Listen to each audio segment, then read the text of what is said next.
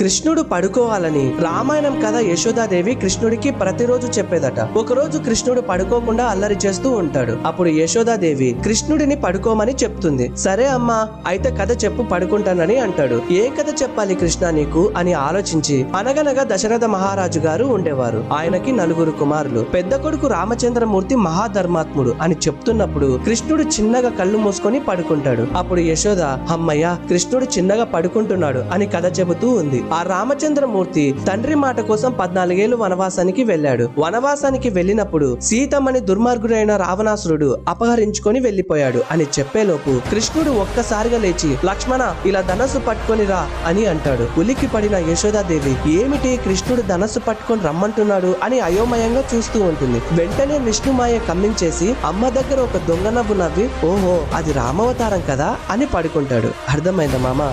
Bye.